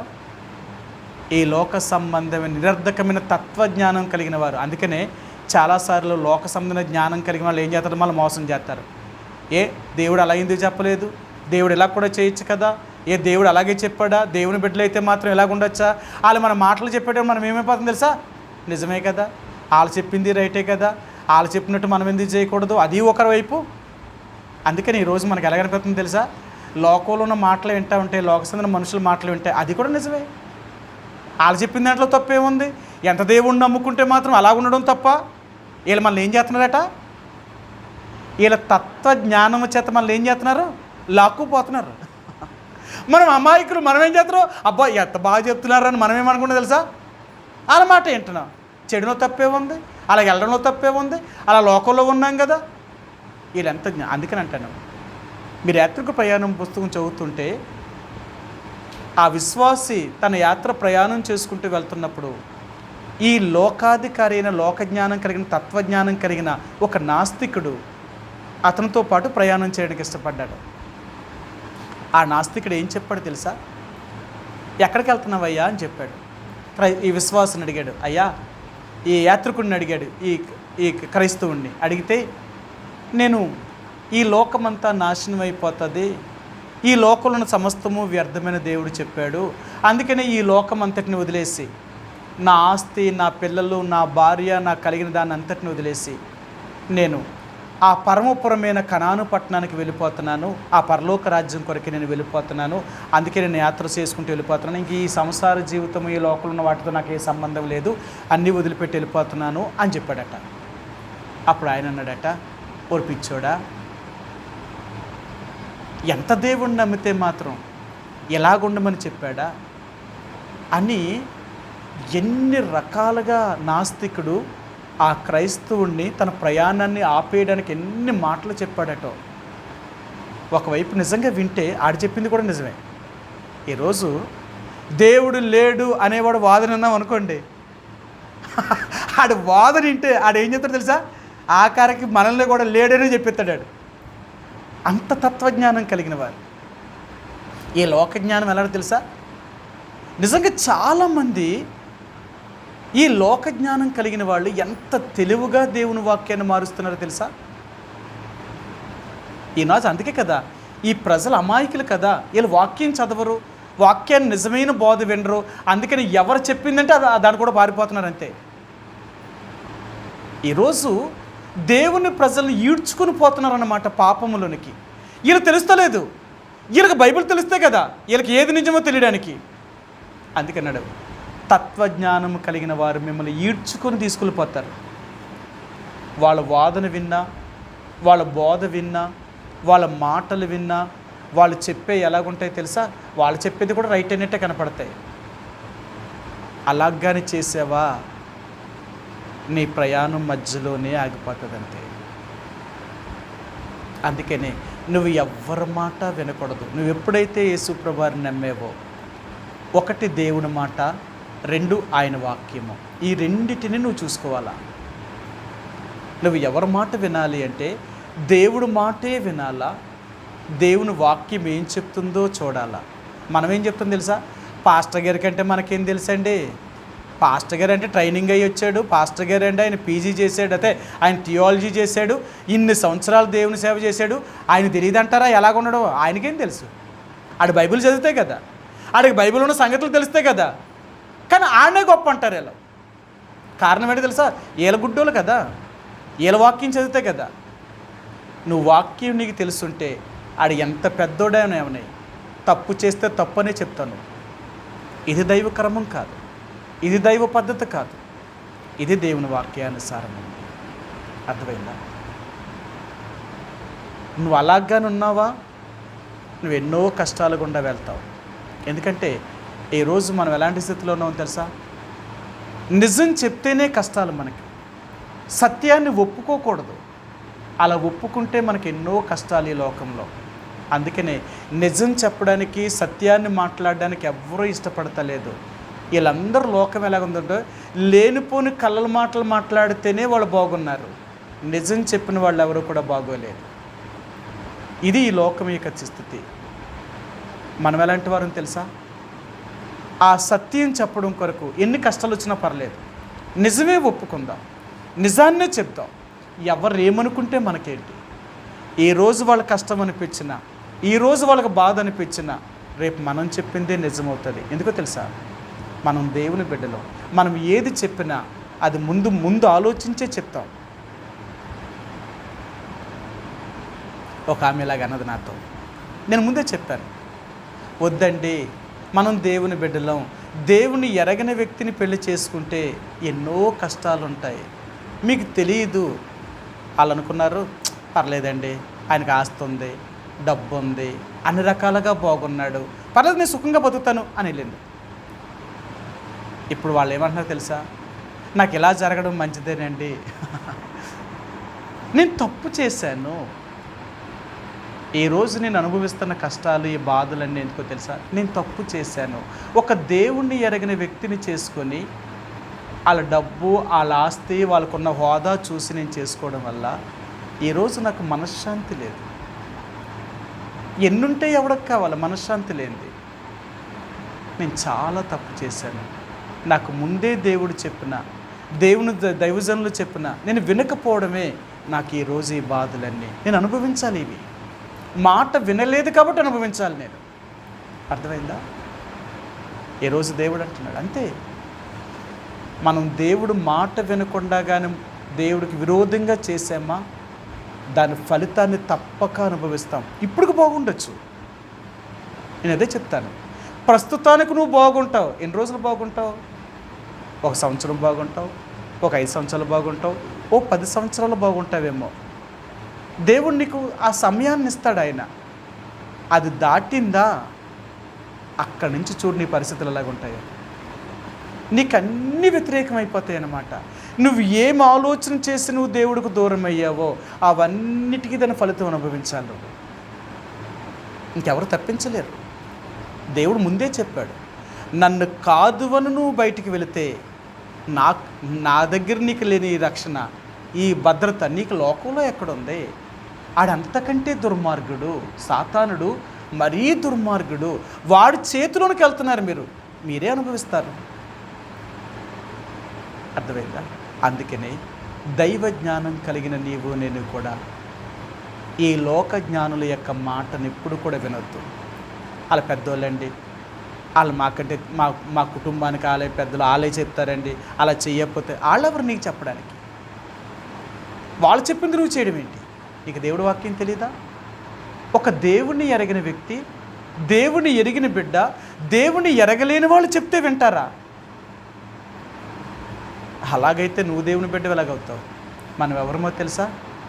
మన ద్వారా ఈ లోకానికే తీర్పు తీర్చవలసిన వారు మనం దేవుని పిల్లలు.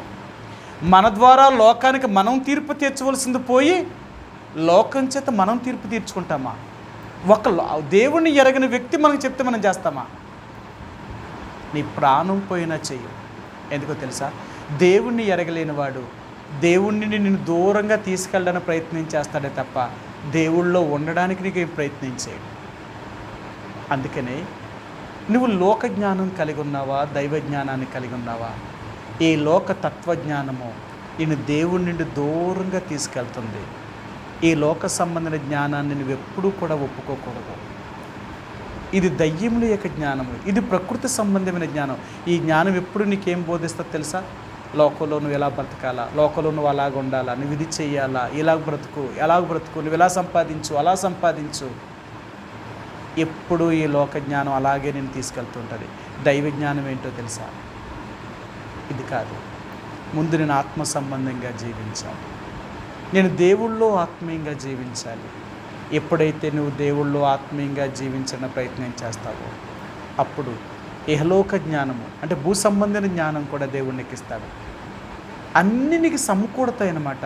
అందుకని మీకు ఎన్నోసార్లు చెప్పాను, దేవుణ్ణి ప్రేమించే వారికి, ఆయన సంకల్పం చొప్పున పిలువబడిన వారందరికీ మేలు కలుగుటకై సమస్తమును సమకూడి జరుగుతాయట. నువ్వు దేవుణ్ణి అనుసరించగలిగితే ఆ దేవుని యొక్క జ్ఞానమే నిన్ను అన్ని రీతిగా అభివృద్ధిలోకి తీసుకురాగలుగుతుంది. యోసేపుని దేవుడు అలాంటి జ్ఞానం ఇవ్వడం వల్ల ఐగుప్తు దేశానికే రాజయ్యాడు. దానియేలు అలాంటి దైవ జ్ఞానాన్ని కలిగి ఉండడం వల్ల ఆ 127 దేశాలన్నిటిలో రాజు దగ్గర ప్రధానమంత్రుల్లో ముగ్గురులో దానియేలు గొప్పవాడు.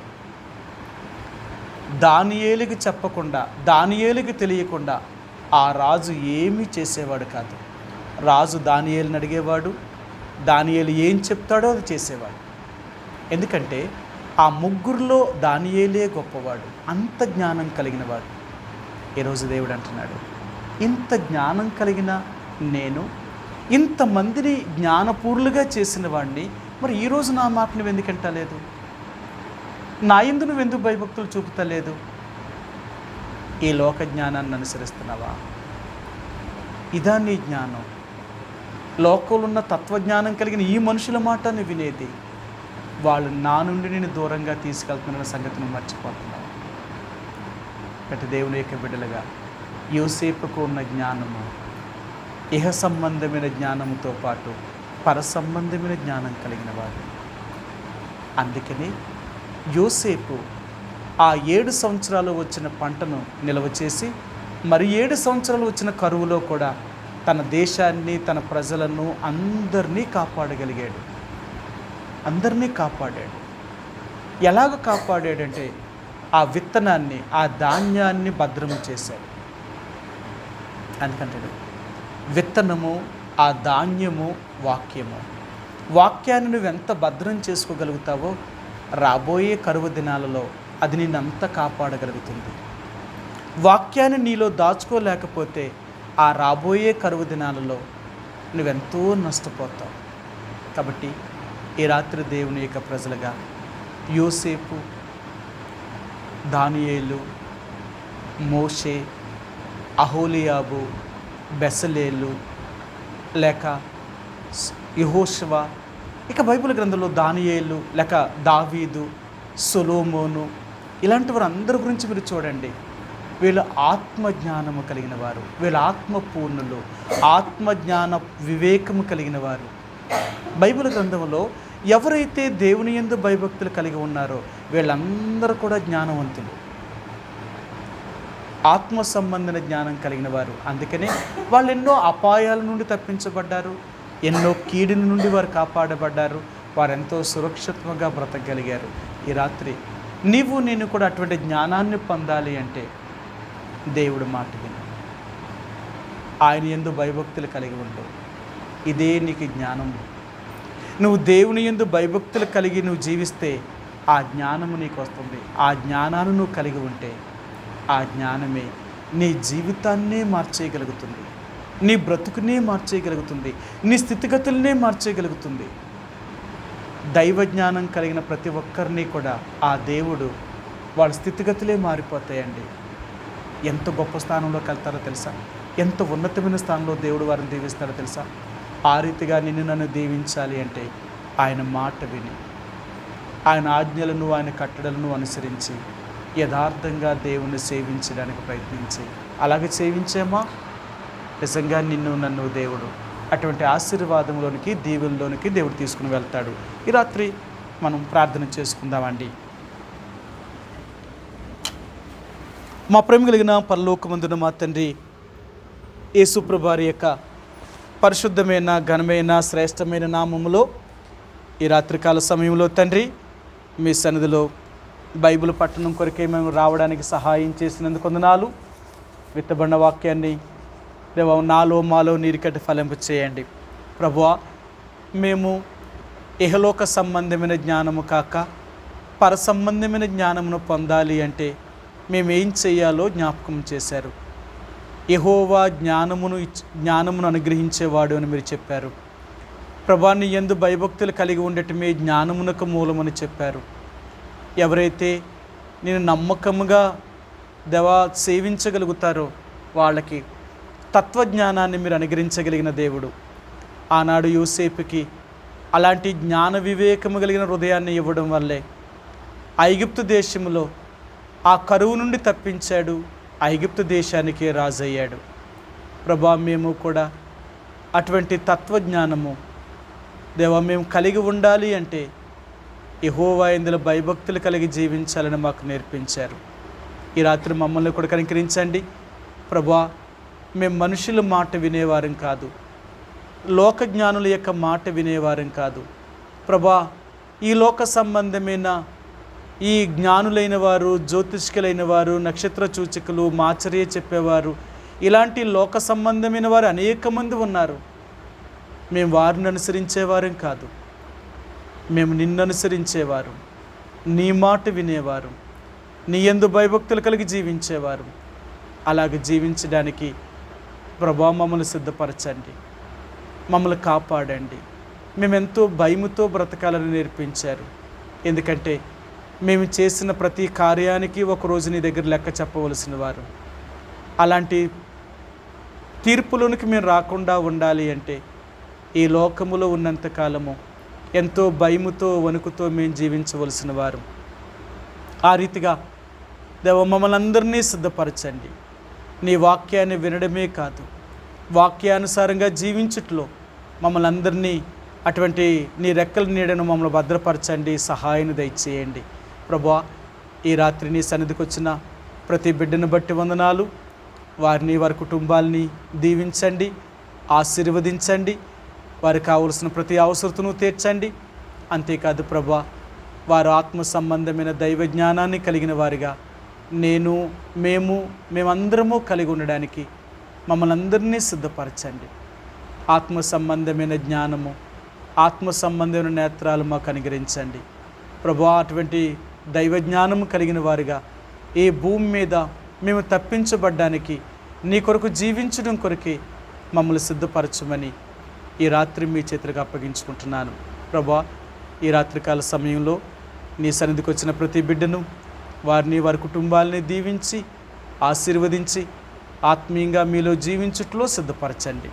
అలాగే తండ్రి, మరి జాయ్సీని కూడా కనికరించే ఇంటర్మీడియట్ ఎగ్జామ్స్ రాస్తున్న బిడ్డలు, మరి జాయ్సీని, అలాగే ప్రిన్సీని, అలాగే ప్రభా మరి సాగర్ని, దేవా రోహిత్ని, సదురు కుమారిని, ఇంకా ప్రభా ఇంటర్మీడియట్ ఎగ్జామ్స్ రాస్తున్న బిడ్డలైన వారు కనికరించండి.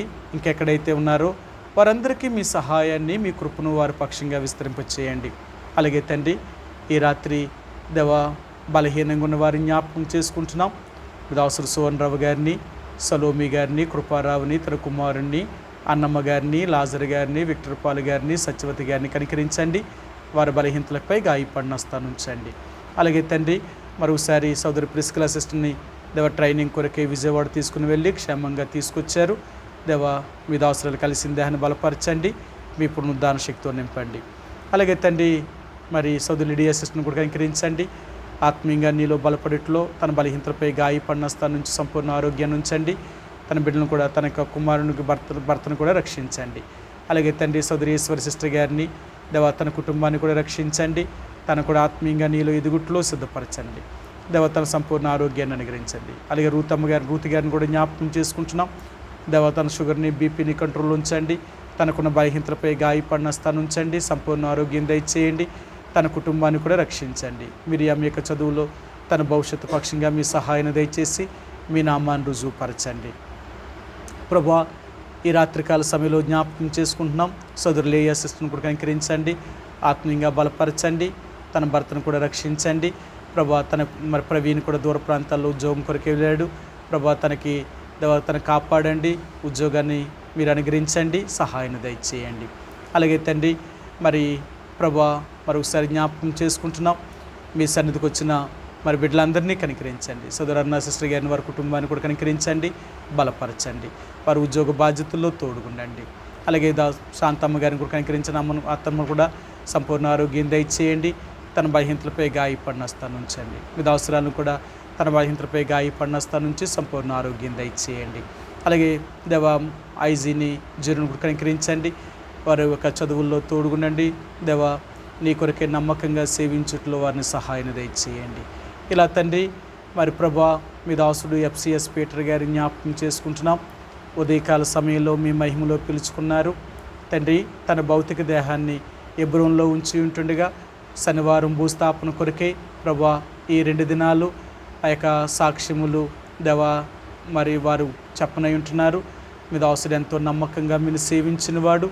ఈ భూమి మీద ఉన్నంత వరకు తనకి ఏ బాధ్యతని అప్పగించారో ఆ యొక్క ట్రస్టీస్లో ఎంతో నమ్మకంగా పనిచేసినారు. వారి యొక్క భౌతిక దేహాన్ని కూడా మీరే దేవ ఘనంగా తండ్రి నీ రాజ్యములోనికి దేవ ఈ భూమి మీద ఉండగా తన అంతిమయాత్రలో పాల్గొనడానికి అన్ని మీ దాసులైన వారికి సహాయాన్ని దయచేయండి. అంతిమయాత్ర కూడా నీ నామానికి మహింకరంగా జరుగుట్లో సహాయాన్ని దయచేయండి. వారి కుటుంబాన్ని కూడా ఆదరించండి. మీ దాసుడు థియోడర్ గారి కుటుంబాన్ని కూడా ఆదరించండి. గడిచిన వారంలో మీ దాసుని మహిమలో పిలుచుకున్నారు. వారి కుటుంబాన్ని, వారి బిడ్డల్ని తన లేని లోటును తీర్చండి. అంతకంటే ముఖ్యంగా సంఘాలకి, పరిచర్యకి ఎటువంటి ఆటంకం అడ్డు లేక ప్రభా వీరు లేకపోవడం వల్ల నష్టం జరుపుకున్నట్లుగా నీ ప్రజలైన వారందరినీ కాపాడండి. ఇలా తండ్రి, మరొకసారి మరి తిరిగి నీ ప్రజలు వారి వారి గృహాలకి వెళ్ళి ఉంటున్నారు. క్షేమంగా గమనించేంతవరకు మీ కాపుదల భద్రతను ఉంచండి, తోడుగుండమని మీ చేతులకు అప్పగిస్తూ యేసు ప్రభువారి యొక్క పరిశుద్ధమైన ఘనమైన నామంలో ప్రార్థించి స్తుతించి అడిగి వేడుకుంటున్నాం మా తండ్రి, ఆమేన్. తొట్టిల్లకుండా మిమ్మల్ని కాపాడుటకును, ఆయన మహిమ ఎదుట ఆనందముతో నిర్దోషులుగా నిలవబెట్టుటకును, మన శక్తిగల రక్షకుడైన అద్వితీయ దేవునికి మన ప్రభువైన యేసుక్రీస్తు ద్వారా మహిమయు మహాత్యమును ఆధిపత్యమును అధికారమును యుగములకు పూర్వమును ఇప్పుడును సర్వయుగములకును కలుగునుగాక. ఆమేన్. ప్రైజ్ లార్డ్ అండి. ప్రైజ్